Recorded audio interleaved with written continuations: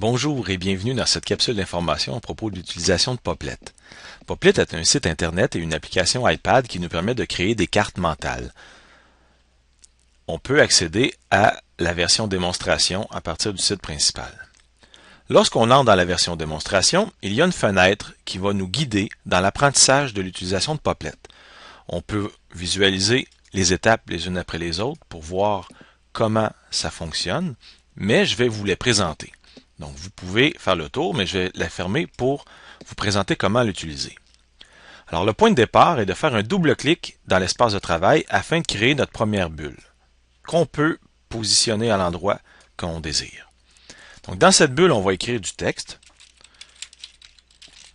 Et ce texte, on va pouvoir l'organiser. On pourrait changer la couleur de la bulle à l'aide des outils qui sont dans le bas. Donc, on a la couleur, on a la taille du texte qu'on peut modifier. On peut aussi écrire à la main dans notre espace Poplet. On peut ajouter une image ou une vidéo.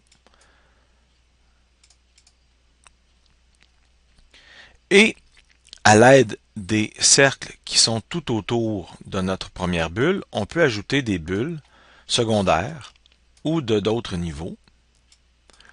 On peut les repositionner, réorganiser nos idées et structurer notre Poplet pour qu'il soit le plus complet possible. Si j'ai besoin d'avoir une vue un peu plus globale de mon Poplet qui serait plus grand, je peux utiliser le zoom qui me permet d'agrandir ou de rapetisser la vue que je peux en avoir. L'utilisation de la roulette de la souris donne le même résultat. Dans le coin de mes bulles de Poplet, je peux modifier la taille et je peux l'effacer si je veux l'éliminer et recommencer. Et comme vous voyez, il y a une étiquette avec le nom de la personne qui crée le Poplet. Si on veut cacher ça, on peut venir dans les outils, dans la roue dentée qui est exactement ici. Alors, c'est dans la vue qu'on va trouver ça, dans le bas, pour cacher les étiquettes des noms. Ça fait plus propre.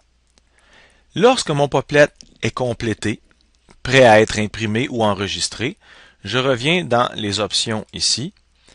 J'ai l'option exporter en image JPEG ou en PDF. Si je choisis JPEG, je peux enregistrer ça dans mon espace personnel réseau ou sur une clé USB. On peut aussi imprimer directement sur l'imprimante du laboratoire ou de l'endroit où on est. On a une visualisation, on n'a qu'à cliquer imprimer et notre Poplet va s'imprimer.